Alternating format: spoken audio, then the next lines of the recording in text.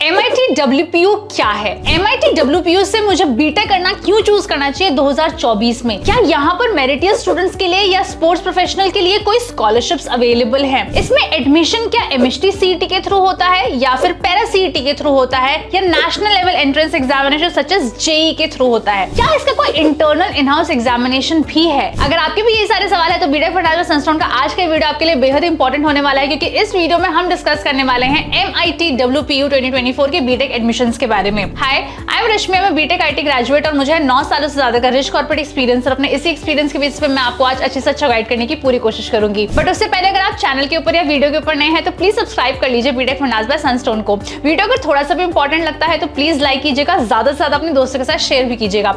बिना किसी देरी के चलिए शुरुआत करते हैं इस बेहद इंटरेस्टिंग वीडियो की।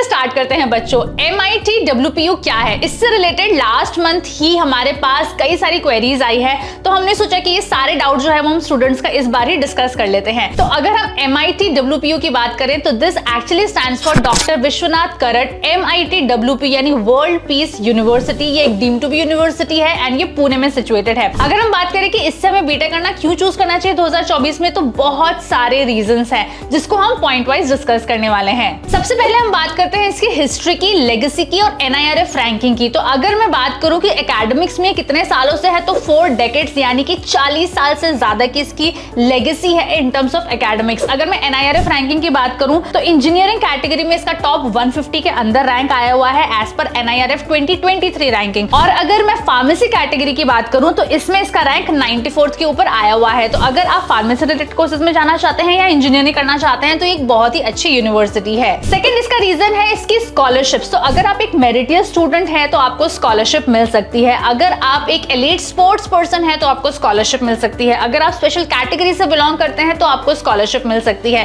तो इसकी सारी इंफॉर्मेशन आपको इस लिंक के ऊपर जाकर नजर आ जाएगी और अपनी स्क्रीन के ऊपर भी आप पॉज करके इसे देख सकते हैं। स्टूडेंट का ये भी सवाल रहता है कि क्या स्कॉलरशिप सिर्फ फर्स्ट ईयर में मिलने वाली है या मैं 4 इयर्स तक इसे अवेल कर सकता हूं? तो स्टूडेंट्स, अगर आपने एडमिशन लिया है फर्स्ट ईयर में तो आप इसे अवेल कर ही सकते हैं अगर आप एक मेरिटियस स्टूडेंट हैं। बट अगर आप अपने प्रीवियस सेमेस्टर्स एंड ईयर्स में 80% अटेंडेंस मिनिमम रखते हैं एंड 8.5 CGPA मेंटेन करते हैं तो आपको ये scholarship second year, third year and fourth year में भी मिलती है। तीसरा सबसे बड़ा रीजन है इसका प्लेसमेंट। अगर मैं प्लेसमेंट्स की बात करूं तो 44 लाख पर एनम का हाईएस्ट पैकेज गया हुआ है। 1600 से ज्यादा कंपनीज ऑलरेडी स्टूडेंट्स को प्लेस कर चुकी है। और इन रिक्रूटर्स की अगर मैं बात करूं तो इसमें कॉग्निजेंट हो गया, कैपजेमिनी हो गया, विप्रो हो गया, टेक महिंद्रा हो गया, गूगल हो गया, अमेजॉन हो गया, भारत पेट्रोलियम जैसी एलीट कंपनीज जो है वो आती हैं। इसका चौथा रीजन है इसके बीटेक प्रोग्राम्स। तो अपनी स्क्रीन के ऊपर आपको वो सारे बीटेक प्रोग्राम्स नजर आ जाएंगे जो यहाँ पर रन होते हैं। इनफैक्ट अगर मैं बात करूं मेजर डिसिप्लिन्स या स्पेशलाइजेशंस की तो ये भी new age technology based specialisations आपको नजर आएंगे।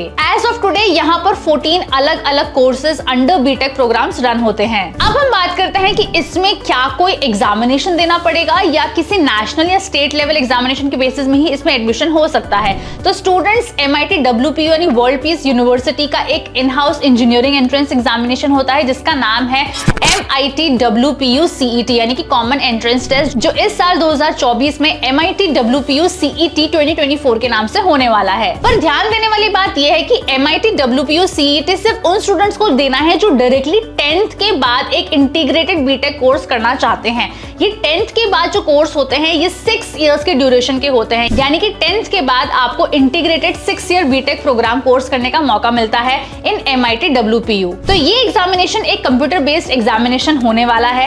अगर हम बात करें कि इसका एग्जामिनेशन पैटर्न क्या है तो ये MCQ बेस्ड एग्जामिनेशन होने वाला है। अगर मैं इसका रजिस्ट्रेशन फी की बात करूं तो 1500 रुपए इसकी रजिस्ट्रेशन फी है। एंड अगर आप 6 ईयर बीटेक इंटीग्रेटेड कोर्स करना चाहते हैं तो उसके लिए आप डायरेक्टली अप्लाई कर सकते हैं इस लिंक के ऊपर जाकर। अगर हम एग्जामिनेशन डेट्स की बात करें और इसकी लास्ट डे ऑफ एप्लीकेशन की बात करें तो लास्ट डे इसकी बेहद नजदीक आ गई है। 10 मई 2024 तक ही आप इसके लिए रजिस्टर कर सकते हैं। अगर हम एग्जामिनेशन डेट की बात करें तो अगर आप लॉग इन कर लेंगे, अपने एप्लीकेशन प्रोसेस को कंप्लीट कर लेंगे तो अपने डैशबोर्ड में ही आप इसकी एग्जामिनेशन डेट को देख सकते हैं। अब हम बात करते हैं एलिजिबिलिटी क्राइटेरिया की। तो अगर आप एक इंडियन नेशनल है तो आप इसके लिए अप्लाई कर सकते हैं। आपने 10+2 जो है वो क्वालिफाई कर लिया होना चाहिए। यहाँ पर अगर हम मैंडेटरी सब्जेक्ट्स की बात करें तो फिजिक्स और मैथ्स आपका मैंडेटरी सब्जेक्ट होना चाहिए। इसके बाद आपका केमिस्ट्री या कोई technical vocational subject third subject हो सकता है। अगर हम मिनिमम एग्रीगेट की बात करें तो वो यहाँ पर 50 50% हैं। अगर आप बीटेक इन बायोटेक्नोलॉजी करना चाहते हैं तो आपके 10+2 में फिजिक्स मैंडेटरी सब्जेक्ट होना चाहिए। उसके बाद आपका सेकंड सब्जेक्ट मैथ्स या बायोलॉजी हो सकता है।